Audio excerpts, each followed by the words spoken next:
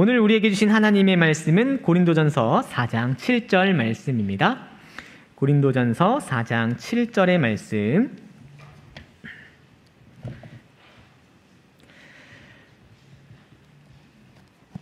신약성경 267쪽에 있습니다. 우리 4장 7절 말씀 같이 한번 읽어보도록 하겠습니다.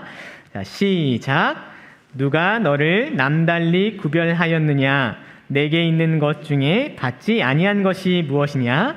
내가 받았은즉 어찌하여 받지 아니한 것 같이 자랑하느냐? 아멘.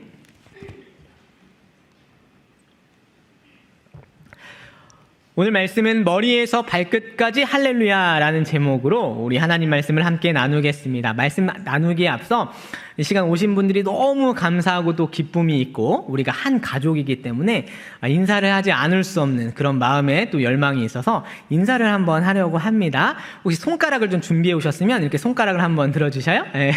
우리 같이 인사할 때 우리 옆 사람하고 정말로 하나님이 주신 평안으로 한번 인사할 건데 샬롬이라고 인사를 할 겁니다. 조금 무게감 있으신 분들에게는 아주 어색한 인사겠지만 하나 둘 셋 하면 손가락 이렇게 흔드시면 돼요. 그래서 샬롬 하시면 되겠습니다. 같이 한번 인사해 보겠습니다. 하나 둘 셋 샬롬. 네, 샬롬. 우리 대각선 반대편에 있는 분하고도 한 번 더 인사해 보도록 하겠습니다. 하나 둘 셋 샬롬. 네, 샬롬. 반갑습니다. 하나님의 은혜가 이곳에 있어서 너무 기쁨이 있습니다.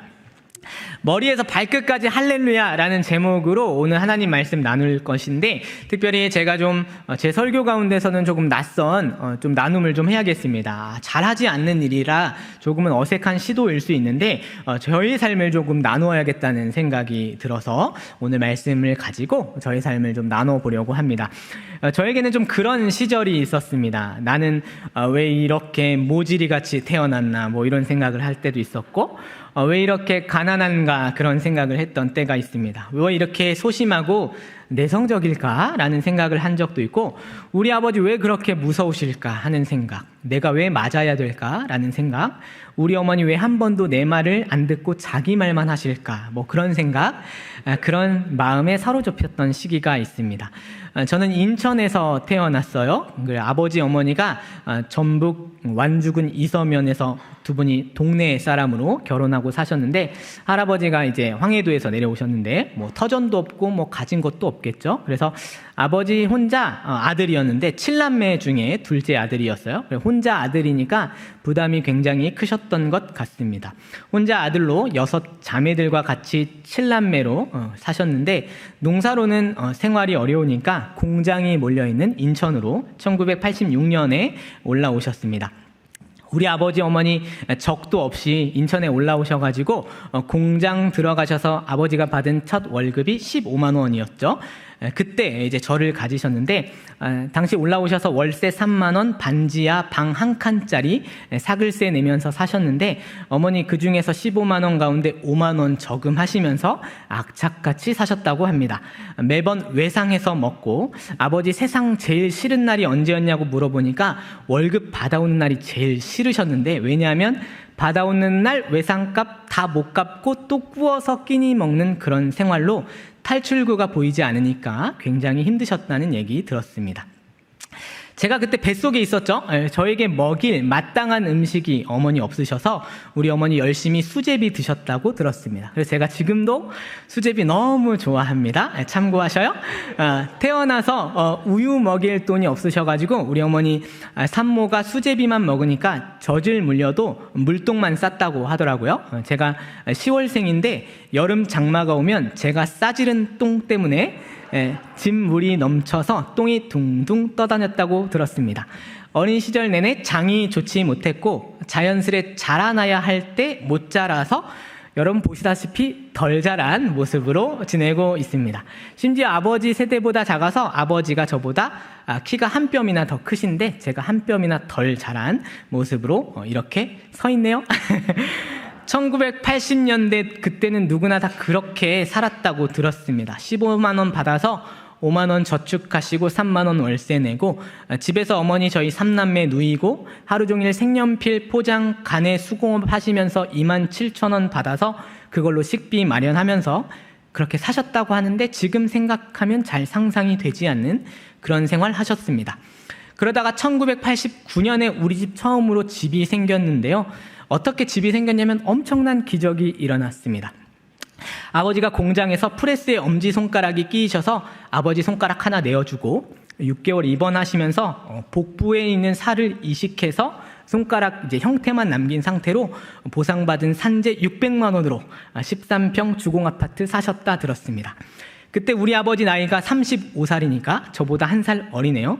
지금 생각해보면 우리 아버지, 어머니 3남매 줄줄이 키우고 먹이느라 자식 사랑해줄 시간도 부족했겠구나 싶습니다.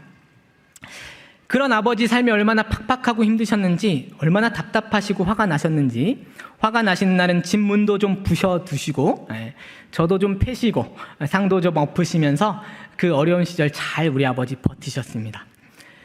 그래서인지 저는 어린 시절 내내 누나랑 여동생 3남매로 참 지지고 볶고 사느라고 힘들었습니다. 양말 하나 사서 같이 돌려 신었는데 구멍 나면 기워서 입었습니다. 그래서 제가 남자애인데도 어떤 양말 신었냐면 자주 분홍색 양말을 신어야 했는데 그게 얼마나 창피했는지 모릅니다. 근데 불평하지 말라는 아버지 말씀 무서워서 말도 못하고 그렇게 지냈습니다. 그렇게 내성적으로 작은 키에 자신감 없이 때로 뭘 사고 싶어도 사고 싶다 말 못하는 그런 시간으로 그렇게 살았습니다. 우리 아버지 어머니 열심히 사셔서 아버지는 한 직장 몇 년 지내셨냐면 29년. 우리 어머니 31년 동안 병원 식당 일로 들어가셨다가 간호조무사로 진급하셔서 31년 그렇게 일하시다가 은퇴하셨습니다. 3남매 다 결혼시켜서 각 지역 흩어져 살고 지금은 두 분 다 귀농하셔서 그렇게 사십니다. 생각해보면 다 그렇게 살잖아요. 저도 성장 과정에서 뭐 하나 특별할 것도 없고 남들 다 겪는 수준의 일들 반복되어 세월이 지나갔을 뿐인데 신기한 건 그렇게 남들 다 거치는 세월과 시간이 흘러서 그게 저를 만들었습니다. 이게 어떤 시간들이었는가 고민할 틈도 가져본 적이 없는데 어느새 그 일상의 점들 하나하나가 선이 돼서 이동훈이라는 인격을 만들었던 것이죠. 뭐 다들 겪는 일상이니까 유별나지 않지만 그렇지만 저에게는 다소 어두웠던 그런 시절을 지나서 이렇게 여러분 앞에서 웃고 남 앞에 서서 인사하고 사람 구실하면 사는 게 이보다 더한 기적이 어딨나 하는 그런 시절이 있었습니다. 가장 평범했던 점 하나하나가 하루에 그 한 절 한 절 한 자락자락이 어느새 누구와도 같지 않은 저만의 색채와 인격을 빚어내었음을 생각하는 것이죠. 그렇게 돌아보고 나는 시간 속에서 틈이 생기니까 저에게 과거는 무엇이었을까? 지금 제가 갖고 있는 일상과 하루는 어떤 의미가 될까를 묻게 되더라고요. 제 이야기를 듣는 동안에 제 이야기와 삶만을 생각한 것이 아니라 아마도 여러분 머리를 스쳤을 여러분의 인생, 과거, 그리고 오늘 기억하는 삶의 자락들이 있을 것입니다. 여러분에게 그런 기억과 삶의 자락은 무슨 의미여야 할까 생각해 봅니다. 오늘 말씀으로 들어갑니다. 오늘 말씀은 우리로 하여금 이 모든 기억을 다 가지고 있는 우리 삶에 대해서 그렇게 외면하고 싶었던 한 가지 사실로 우리를 초대합니다. 이 한 가지 사실을 우리가 인정해버리면 너무 억울할 것 같은 말씀으로 우리를 몰아세우십니다. 고린도전서 4장 7절의 전반절 제가 읽어보겠습니다. 누가 너를 남달리 구별하였느냐? 내게 있는 것 중에 받지 아니한 것이 무엇이냐라고 말씀하십니다. 이것을 인정해버리면 억울할 것 같은 삶을 생각해 보면서 고린도전서의 배경을 생각합니다. 고린도전서의 배경은 어떤 상황 속에 놓여져 있는 교회였냐면 특별히 부한 자, 가난한 자, 유력한 자, 소외된 자, 가진 자, 없는 자의 계층이 명확하게 나뉘는 교회였습니다. 그런 계층의 차이가 나타날 때 여러분 그런 차이가 발생하고 나면 사람의 보편적이고 아주 당연한 죄성은 어떤 모습을 보이는지 아십니까?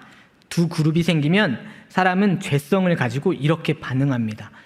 비교를 하기 시작해요. 그죠? 비교.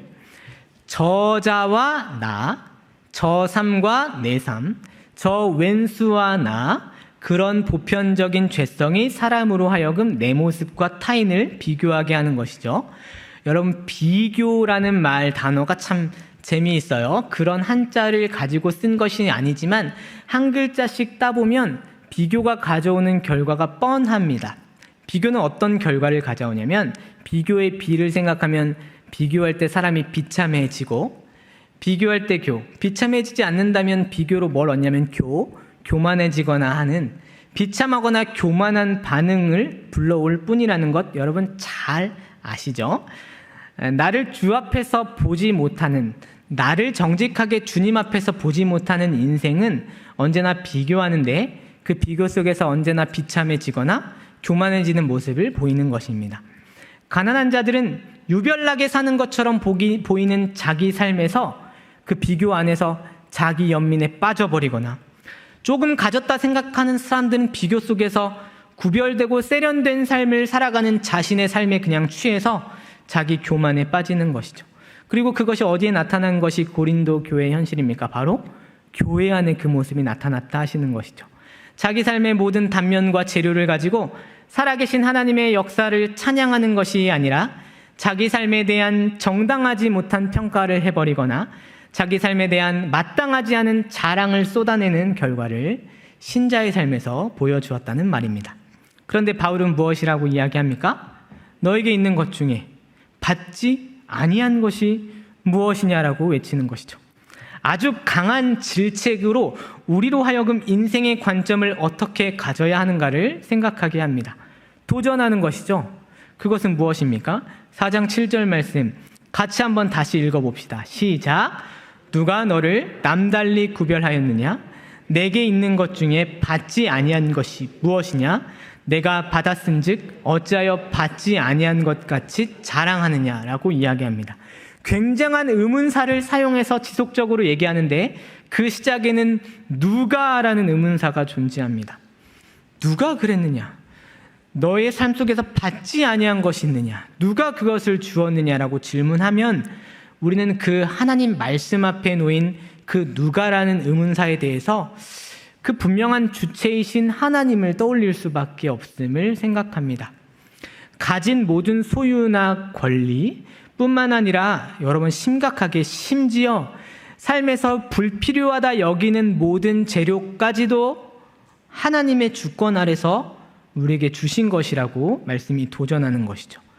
우리가 남들과 다르게 구별된 인생을 사는 모든 요소와 재료가 하나님 주신 것이고 너희 다 받은 것이라고 도전하는 것입니다. 이 말씀 듣고 여러분 바로 아멘 나오시면 대단하시는 거예요. 이 말 듣고 너무 쉽게 그렇지 하나님께 다 받은 거지 그렇게 마음이 고치가 쉽게 되시면 진짜 대단하신 겁니다. 사실 우리 삶을 좀 돌아봅니다. 여러분 삶이 어떠십니까? 우리는 굉장히 엄청난 형용사를 가지거나 아주 뛰어난 수사를 가지고 그걸 다 동원해서 현실의 속박을 슬쩍 외면하고픈 유혹을 느낍니다. 어떤 유혹이냐면 여러 형용사나 수사를 다 동원해서 내 삶을 한번 포장해 보는 거죠. 마치 우리가 하는 모든 일이 마치 신나는 것처럼 우리가 모인 이 순간이 다 기쁜 것처럼 유익하고 성취감을 주는 것인 양 여러 수사를 동원해서 가장해 봅니다. 그런데 생각해보면 우리 삶의 많은 요소들이 신나고 유익하고 보람있고 성취를 주는 일이며 너무나 의미 있는 것이라고 아무리 수사를 동원하여 표현해 본들 그것은 위선이 아닌가 생각해 봅니다. 한마디로 웃기는 표현이다라고 말할 수 있겠습니다. 대부분의 많은 일은 사실 우리 삶에서 어떻게 놓여져 있습니까? 많은 일과 많은 시간과 많은 만남과 많은 과업이 지겹고 또 벗어날 길 없다는 것, 단지 해야만 하는 일뿐이라는 걸 잘 생각해 보십시오. 제 삶을 또 얘기해 봐야겠습니다. 저는 딸을 키우고 있어요. 여러분 제 딸 보시면 깜짝 놀라십니다. 연예인이 따로 없네 이런 생각을 해보게 되는데 제 눈에 우리 4살 두 돌 막 지난 12월생 아이는 너무 예쁩니다. 그런데 가끔씩 예뻐요. 그래서 대부분의 많은 시간은 우리 아기 하루는 하루 종일 놀아서 또 놀아달라고 말하고 맨날 똑같은 놀이를 해주는데 매번 새로 하는 것처럼 즐거워하면서 소꿉놀이를 하루에도 몇 번씩 하자고 얘기합니다. 아빠 놀자, 아빠 놀자, 아빠 교회 가야 돼, 아빠 조금만 놀고 가자 이렇게 얘기하면서 계속 반복된 일을 합니다. 여러분 생각해 보세요. 제가 또 잘 놀아줘요. 그죠? 그럴 것 같죠? 얼마나 재밌겠어요? 그래서 아마 권사님들 저랑 소꿉놀이 하시면 아마 배꼽 빠지실 겁니다. 너무 재밌게 그렇게 아마 놀 수 있는데 우리 아이랑 그렇게 노는 거죠. 근데 저는 아비로서 매일 똑같은 과일 장난감, 초밥 장난감, 모형 싱크대, 가짜 후라이팬 매일 그렇게 놀고 또 놀아주는데 아이는 어떻게 반응하냐면 그게 또 새로운 놀이인 것처럼 신나하는데 정작 저는 어떠냐면 그 일을 많은 부분 감내하는 아주 지겨운 놀이를 매일매일 하고 있는 것이죠. 밤 10시에 그렇게 아이가 열심히 놀고 진이 빠져 잠이 들면 저는 10시부터 무엇을 하냐면 남아있는 저녁 식기류 닦고 장난감 정리하고 똑같은 위치에 놓고 또 놀았던 즐거운 놀이들 다 깨끗이 치운 이후에 빨래 돌려놓고 건조기 돌리고 음식 쓰레기 정리하고 새벽 기도 위해서 잠들면 그게 12시입니다. 제가 감당해야 될 많은 가정의 업무는 마냥 신나다라고 말할 수 없고 유익하고 성취감이나 보람을 느낀다고 말하기가 어려운 많은 부분을 벗어날 길 없는 매일매일 감당해야 되는 일들을 그저 살아내는 평범한 일상으로 가득 차 있다는 것이죠. 평범한 일상으로 그냥 가득 차 있는 게 제 인생입니다. 바닥을 닦고 이불을 빨고 화장실 청소하고 설거지하고 쓰레기 버리고 출근하고 사람 만나고 성경 연구하고 설교하고 매주 반복되는 일상에서 사실 생각해보면 뭐 그리 특별할 게 있겠어요. 그죠? 그런데 오늘 하나님 우리에게 어떤 충격적인 선언을 하십니까? 내 삶이 이미 하나님 주신 모든 것이 있다 하십니다. 이미 나는 너에게 다 주었다. 너가 받지 아니한 것이, 나로 인해 주어지지 않은 것이 단 하나도 없다라고 말씀하시며 내 삶의 그 대부분이 평범하고 감내해야 되는 일조차도 다 하나님 허락하신 삶이라고 말씀하시는 것이죠. 이 말씀이 저에게는 굉장한 도전을 줍니다. 여러분, 이 도전은 반복되는 일상에는 그저 그러려니 하겠습니다. 그래도 할 수 있습니다. 하나님 주셨으니까 매일매일 할 수 있습니다. 그런데 만약 여러분 하나님께서 주셨다고 받지 않은 것이 아무것도 없다고 하실 때 만약 그 대상이 우리 삶에서 지우고 싶은 요소들이라면 여러분 어떻게 하시겠습니까? 하나님이 주셨는데 받지 않은 것이 없는데 어떤 것까지 주셨냐면 말 듣지 않는 자녀라면, 속 썩이는 남편이라면, 궁핍한 가계 경제라면, 낫지 않는 질병이라면, 가정의 우환이라면 그것도 다 하나님 주신 것이고 받지 않은 것이 아니라고 말씀하신다면 여러분 이 모든 삶을 겪는 당사자에게 이거 다 하나님 주신 삶입니다. 다 하나님께 받은 것입니다. 라고 제가 감히 말을 한다면 오히려 화가 나지 않겠습니까? 그런 말씀에 빗댄 제 모습을 생각해 보니까 저도 그렇게 화가 치밀어 올랐던 때가 있었던 것 같습니다. 초등학교 6학년 때 그런 삶의 정서와 어둠을 가지고 살았던 때에 친구도 없이 친구에게 맞고 작은 키에 아무 친구 없이 혼자 집에 돌아가는 길에 울면서 하늘을 향해 하나님께 쏟아낸 분노가 떠올라지곤 합니다. 왜 이렇게 나를 작게 만드셨습니까? 왜 이렇게 가난하게 하시고 내성적으로 만드셔서 친구도 없게 하시냐고. 나 바라는 거 다른 거 아니고 큰 것도 아니고 친구 한 명 주시는 게 그렇게 어렵냐고, 살아계시긴 한 거냐고 하늘을 향해서 욕을 했던 그런 기억이 납니다. 아주 솔직하고 정당한 그런 욕이 아닌가 생각이 드는 것이죠. 그런데 인생을 살았는데도 하나님 여전히 한 번도 그 자세 바꾸지 않으시고 오늘 말씀처럼 내게 있는 것 중에 받지 아니한 것이 무엇이냐? 왜 너는 마치 받지 않은 것처럼 살고 있느냐고 늘 그 자리에서 말씀하시는 것이죠. 마치 다르게 잘못 생각하면 완고하신 하나님, 화가 치밀어 오르는 순간에도 상황을 바꿔주시지 않고 감내할 것을 요청하시는 하나님, 우리 하나님 그렇게 재미없고 완고한 우리 아버지처럼 그렇게 이미지 겹쳐서 한동안 계속 울었던 그런 기억이 있습니다.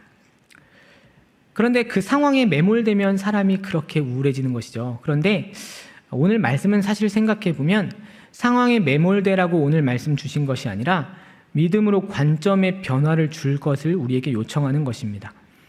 사실 이보다 더한 상황을 누가 겪고 있었냐면 바울과 그 일행이 겪고 있었습니다. 고린도전서 4장 바로 아래 11절부터 13절에는 바울과 자신들 모두가 처한 상황을 이렇게 얘기합니다.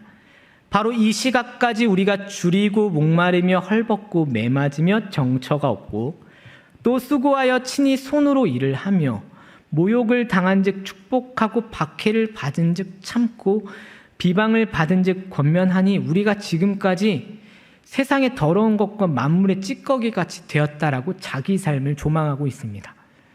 그런데 그 바울이 뭐라고 얘기하는 것입니까? 내가 받지 않은 것이 하나도 없다라고 얘기하는 것이죠. 그는 이 상황 속에서도 무엇을 말하는 것입니까? 주님께 받았다라고 고백하며 그들은 무엇을 떠올리고 생각했기에 이 모든 삶을 받아들일 수 있었을까를 우리는 고민해야 합니다.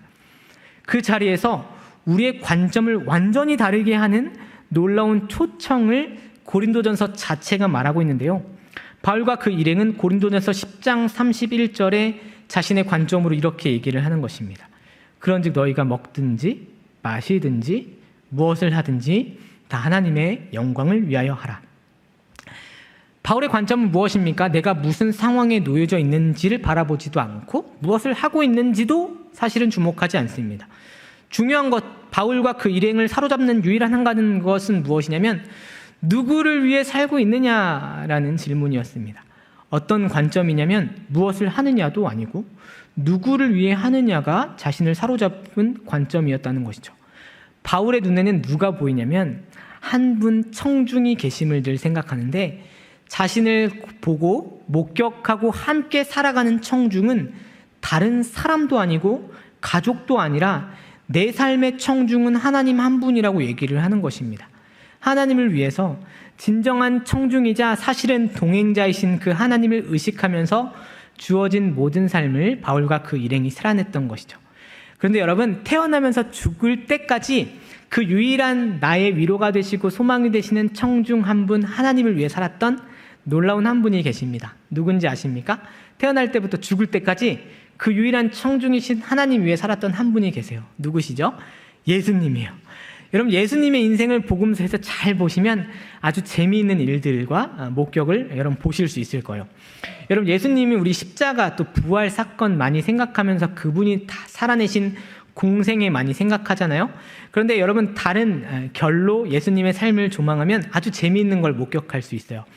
우리 예수님 어떻게 사셨냐면 사실은 예수님 33세 사시는 동안 밥을 잘 드시는 법을 살아내신 분이에요. 여러분, 그분은 얼마나 밥을 잘 드셨냐면 그분의 식탁에는 어떤 체면을 차리는 식사 예절이나 협상을 하는 그런 밥 먹는 시간으로 그 시간을 사용하는 것이 아니라 그분은 정말 먹는데 마시는데 충실하게 그 밥을 드셨던 분이세요. 그분의 식탁은 체면이나 협상의 자리가 아니어서 어떻게 되냐면 세리도 와서 죄인들도 와서 쉼을 얻고 힘을 얻는 자리의 식탁을 그분은 살아내셨습니다. 언제 그거 배우셨겠어요? 아빠 엄마랑 밥상머리 교육에서부터 그렇게 하셨겠죠? 하나님 위해서 먹고 마시면서 밥 먹는 것 자체, 가족들과 식사하는 것 자체, 친구들과 함께하는 것 자체가 어떻게 하나님을 위해서 하는지를 기억할 때 그 밥 먹는 자리를 여러분 예수께서 성육신 하셔서 살아내신 것이죠. 그분은 아버지 몫을 따라서 갖춰야 할 육체적인 체구도 잘 담아내셨습니다. 나무를 담아내면서 나무를 사용하면서 그 굳은 살 손과 발에 다 담아내셨죠. 그분은 키와 지혜가 자라가시면서 하루도 한시도 하나님 나라 위해서 평범한 일상을 살아내야 한다면 그걸 외면하지 않으시고 30년 열심히 그 평범한 일상 살아내셨습니다. 그리고 그가 공적 사역을 위해서 부름 받았을 때도 그가 살아내신 평범한 일상과 그 모든 아주 평범한 일터는 특별히 구원과 생명의 자리로 나아가는 기반이 되셨습니다. 그분의 일상의 걸음걸음은 죄인과 세리와 만나는 자리로 사용되셨고 아무도 주목하지 않았던 지루한 30년을 그냥 깊이 있게 그분은 누리면서 살아낼 때 결국 그 육체적 일상과 육신의 삶을 가지고 주님 어떻게 하셨냐면 마지막까지 나무 십자가 지고 뚜벅뚜벅 우리를 위해서 걸어가시는 그런 모습으로 살아내셨습니다. 그분 30년 살아간 모든 것이 의미 없다 말할 수 없는 것은 하나도 그냥 되는 것이 없구나를 예수님 삶을 통해서 보는 것이죠. 예수님 살아내신 모든 삶, 주름, 땀, 웃음, 그리고 사람들을 만났던 모든 재료가 하나님 영광 위에 살게 될 때 그 모든 것이 다 재료가 되셨던, 하나님의 영광과 찬송의 재료가 되셨던 그분의 삶을 보는 것입니다. 예수님 머리부터 예수님 발끝까지 다 하나님 주신 것이었던 것이죠. 그 재료가 무엇이 되었을까요? 그 재료, 곧 삶의 모든 요소들로 예수님 무엇을 하신 것이냐면 그 재료를 가지고 매 순간 매 시간을 하나님 만나는 통로와 기회와 계기로 삼으셨습니다. 하나님 나에게 이렇게 이 삶을 주신 이유, 하나님 나에게 성육신하게 하신 목적, 하나님 나에게 이 아기로 태어나게 하시는 그 이유, 키와 지혜가 자라가야 되는 삶의 모든 영위해야 될 삶의 모든 자리, 심지어 가장 아프고 지우고 싶은 모든 순간에도 예수님 그 재료로 무엇을 하셨냐면 하나님 만나고 하나님과 추억하는 재료로 삼으셨습니다. 여러분에게는 어떤 삶의 재료들이 있으셔요? 그 재료들이 여러분에게는 어떤 평가가 되십니까? 여러분, 하나님이 의도하신 세상은 어떤 세상일까 잘 생각해 보셔야 돼요. 하나님 세상을 다 만드시고 보시기에 심히 좋았다 하셨어요. 하나님 만드신 세상의 단면들을 지금도 바라봅니다.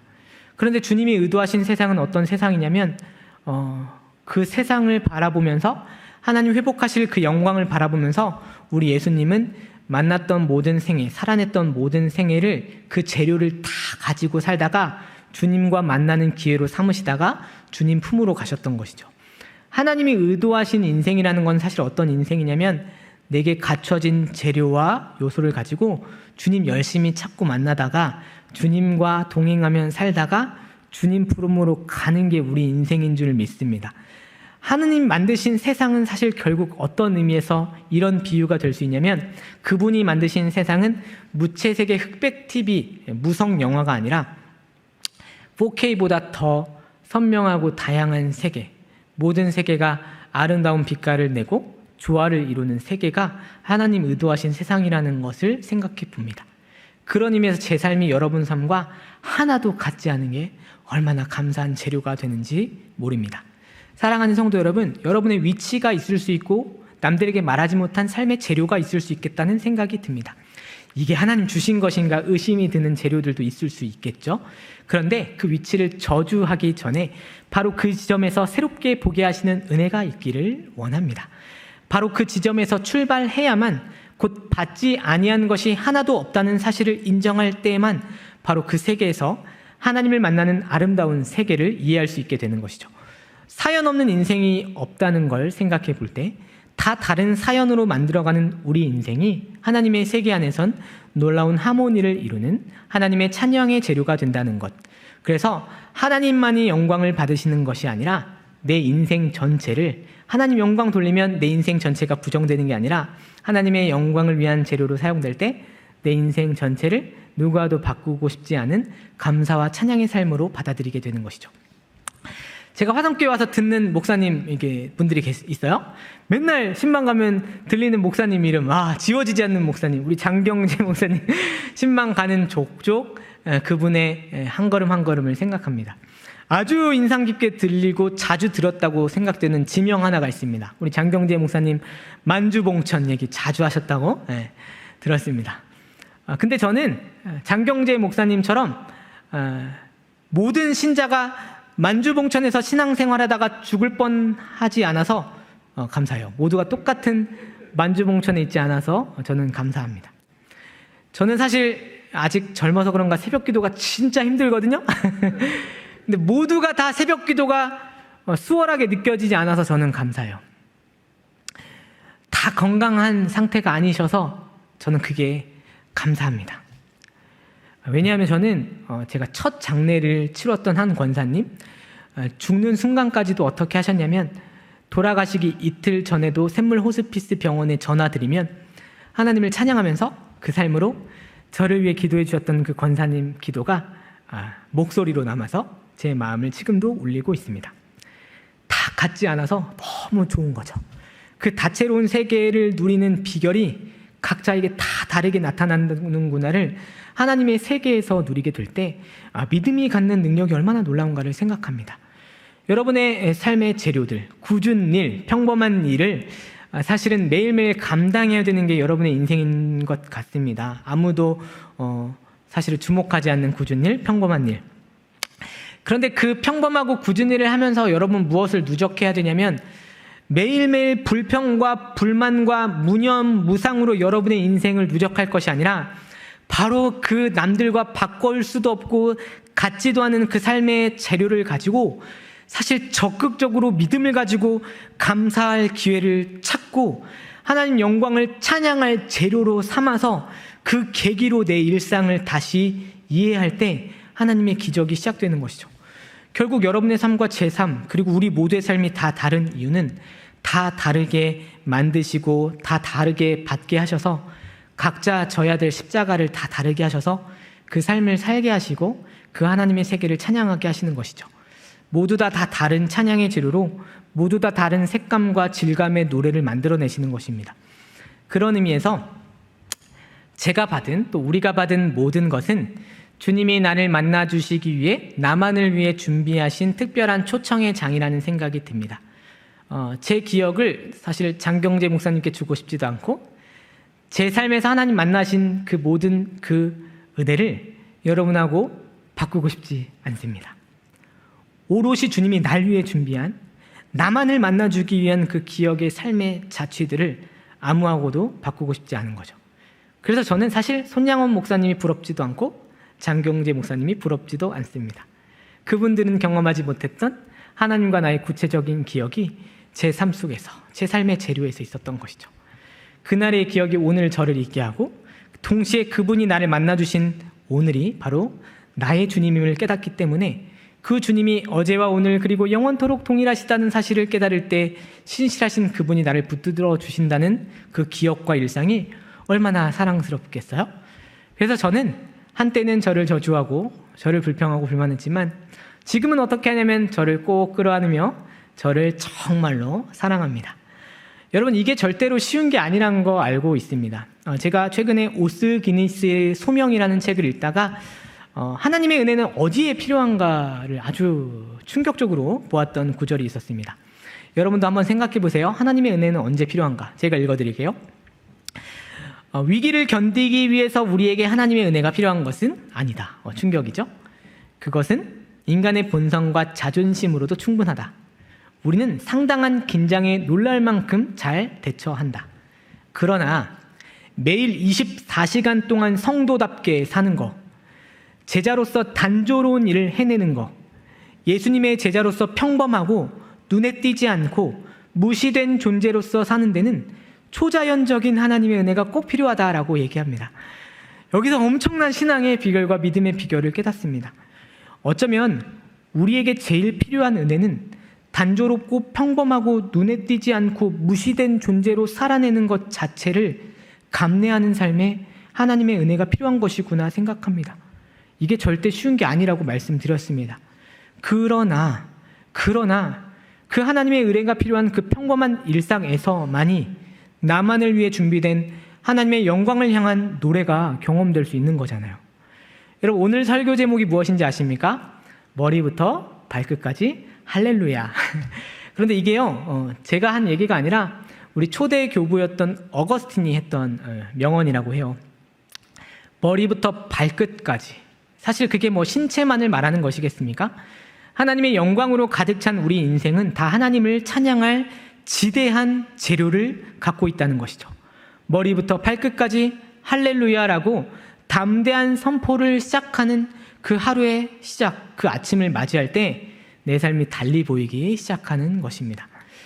그렇게 살아보니까 그렇습니다. 저도 뭐 오래 살진 않았지만 그때 그래서 그게 다 감사한 거였구나. 받지 않은 것이 없으니까 그래서 내가 그것 때문에 주님 만났구나.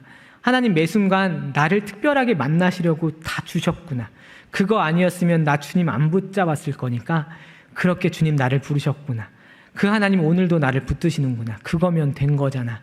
받지 않은 것이 없음을 깨닫게 하신 하나님 은혜 때문에 오늘도 그렇게 똑같이 반복된 평범한 일상을 살 수 있는 거잖아. 그렇게 스스로 믿음 안에서 다잡고 살아가는 것이죠. 조지 허버트라는 17세기 청교도 목사님의 한 시를 여러분에게 소개해 주려고 합니다. 여러분의 일상을 다시 보는 애가 이 시에서 있기를 바라면서 이 시를 한번 읽어드릴게요. 기도시입니다.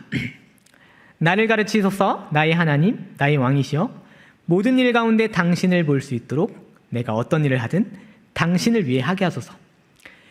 유리를 보는 사람은 그 눈이 유리에만 머물 수 있으되 원하기만 한다면 그 유리를 뚫고 들어가 천국을 일견할 수 있습니다. 당신이 모든 것에 함께 하시는 이상 어떤 것도 너무 비천한 것은 없습니다. 당신을 위해서라는 이름의 빛깔이 더해져 밝고 깨끗하게 되지 않을 것이 어디 있겠습니까? 이 어구를 지닌 종은 단조로운 일을 신성하게 만듭니다. 당신의 법으로 말하자면 방을 청소하는 자는 그것을 멋지게 하는 것입니다. 이것이 그 유명한 돌, 모든 것을 금으로 만드는 돌입니다. 하나님이 만지고 소유하시는 것이라면 그 이하로 말할 수 없기 때문입니다. 라고 시를 적었어요. 결론을 내려고 합니다. 여러분, 제가 3년 만에 대신방을 진행했는데요. 3년 만에 했어요? 교구 사역을 3년 했는데 3년 만에 대신방을 했어요. 그동안 만남도 못 갖고 전화만 드리고 얼마나 죄송했어요. 근데 3년 만에 대신방을 진행했는데요. 예전만큼 8가정, 9가정 하루에 몰아서 하진 않아도 하루에 꾸준히 3, 4가정 3년 중 가장 짧은 시기에 가장 밀도 있는 만남을 많이 가졌습니다. 저는 신방을 가면요, 꼭 2가지를 질문한다고 사전에 고지를 드리고 준비하시라고 말씀드려요. 긴장하시겠죠. 근데 2가지 질문이 뭐냐면, 하나는 여러분의 인생 속에서 그리고 지금 기쁘고 감사한 게 무엇입니까를 꼭 묻겠습니다 라고 미리 알려드리고, 또 하나는 여러분 뭐 가지고 기도하세요? 이 2가지를 질문합니다. 기쁘고 감사한 게 무엇입니까와 기도하는 것이 무엇입니까? 잘 보면 그게 결국 동일하더라고요. 그 2 질문에 대해서 저는 아무도 재촉하거나 또는 의도하지 않았는데 자기 삶을 그 질문 앞에서 토로하시는 분들의 모습을 보았습니다. 저는 그 신방 자리가 정말 좋더라고요. 그리고 그 자리가 참 좋았습니다. 그러니까 혹시 오늘 설교를 들으시고 마음에 감동이 있거든 신방을 많이 요청해 주세요. 하나도 힘들지가 않더라고요. 제가 그 자리에서 무엇을 보냐면, 그 고백 속에서 영광 받으시는 하나님의 기쁨을 저도 같이 누렸거든요. 한 권사님 어떻게 말씀하셨냐면, 여러 수술의 고초를 겪고 조금만 무리해도 아픈 허리 붙잡고 어떻게 하시냐면 그 허리 붙잡고 음식을 막 내어주세요. 그리고 말씀하시길, 저는 호흡하는 이 모든 순간이 감사합니다 고백하는 걸 들었습니다. 어떤 집사님 뭐라고 하시냐면, 사랑하는 남편 못난 모습 참 많이 봤지만 그래도 감사한 건 그 남편 보면서 이 가정 여기까지 끌어오느라 얼마나 고생했냐며 눈물 흘리는 모습도 보았습니다. 어떤 권사님, 라떼는 성경학교 200명분 식사 준비하느라고 그렇게 고생했는데 생각해보면 고생했던 그때가 가장 그립다면서 눈가에 주름 보이면서 껄껄 우시면서 웃는 모습 봅니다. 어떤 분은 처한 삶이 기도 말고는 쏟아낼 구멍이 없어서 매일같이 펑펑 울었다고 말씀하시면서 아픈 무릎 잡는 모습 보았습니다. 그래도 그때 만난 하나님, 날 여기까지 이끌어 주셔서 감사하다 말씀하시는 고백 듣는 것이죠. 또 어떤 분은 우리 아들들 다 몰라줘도 우리 강아지는 날 반겨준다고 말씀하시는 분도 보았습니다. 하나님 앞에서 내 모습이 이 강아지 같지 않아야 되냐고 말씀하시는 그 한 어머니의 말도 참 감동이었습니다. 그리고 저도 그 자리에서 하나님께 영광을 돌리며 기쁨의 고백을 하는 이들과 함께 감사한 삶을 누리는 것이죠. 여러분, 저에게는 서두에 그런 시절이 있었다고 말했습니다. 야, 나는 왜 이렇게 모질이같이 태어났냐 하는 생각이나, 왜 이렇게 가난할까 하는 생각, 왜 이렇게 소심하고 내성적일까 하는 생각, 우리 아버지 왜 그렇게 무서울까, 왜 내가 맞아야 하는 걸까, 우리 어머니 왜 한 번도 내 말 안 듣고 자기 말만 하실까 하는 생각, 그런 생각에 사로잡혔던 시기가 있었다고 말씀드렸습니다. 그런데 이제와 지금 그 모든 요소로 하나님 만나고 났더니 지금은 이렇습니다. 잘 안 되는데 나 그거로 우리 하나님 찬양할 수 있겠다 생각 들고, 그거로 나 하나님 다 받았다 말할 수 있을 것 같고, 나 그 가진 것으로 우리 주님 영광 위에 살다가 주님 만나다가 나만의 주님과 더불어 사랑하는 러브스토리 그렇게 살다가 그 사랑으로 하나님 섬기다가 그렇게 가겠구나, 할렐루야, 그렇게 고백하는 지금 잘 되지 않는 제 모습으로 믿음으로 살아갑니다. 사랑하는 성도 여러분, 말씀 앞에 여러분 한번 나와 같이 경주했던 성경상의 수많은 인물들을 보시기 바랍니다. 평범하게 살아냈지만 그러나 그 평범함의 광채를 비춰달라고 기도했던 그들의 기도를 여러분 말씀을 통해 보시고 하나님의 은혜 앞에 정직하게 여러분의 인생을 보시길 바랍니다. 그리고 꼭 바라기는 말씀과 간구 앞에서 하나님께서 여러분의 삶의 모든 재료를 꼭 설명해 주시고 뜻도 좀 풀어주시면 좋겠습니다. 그래서 저주나 불평과 불만으로 가득한 점철된 인생이 아니라 나 다 하나님께 받았지, 이걸로 주님 찬양해야지, 머리부터 발끝까지, 신발장부터 안방 장롱까지, 구두 주걱부터 주방 접시까지, 할아버지부터 손녀까지, 자라는 손톱부터 더 이상 자라지 않는 발톱까지, 요람에서 무덤까지, 장경재 목사님부터 오늘 이 자리에 있는 우리에게까지 할렐루야 하게 하시는 내용은 무엇인가를 믿음으로 보실 수 있는 눈이 여러분에게 열리기를 기도합니다. 할렐루야. 기도하겠습니다. 거룩하신 아버지 하나님, 감사합니다. 하나님께서 오늘 말씀을 통해 우리 눈을 뜨게 하십니다. 하나님 얼마나 놀랍고 멋진 분이신지 내 삶의 모든 재료들을 다시 보게 하십니다. 하나님, 우리를 위해서, 나만을 위해서 준비하신 그 삶의 모든 만남의 장을 감히 사랑해 보길 원합니다. 평범한 일상 속에서 부어주시는 믿음의 삶을 잘 살아내게 하시고 하나님이 주시는 그 은혜의 눈으로 세상 모든 것을 달리 볼 수 있는 능력을 허락하여 주시옵소서. 주님께 다 받았음을 고백하며 모든 찬양의 재료를 가지고 나만 들을 수 있는 영광의 노래를 들을 수 있는 하나님의 백성들 되게 하시며 그런 교회 되게 하셔서 다음 세대와 다음 역사도 주님의 영광을 위해 살아가는 그런 일상이 될 수 있도록 우리 모두를 붙들어 주시옵소서. 우리 주 예수님의 이름으로 기도하옵나이다. 아멘.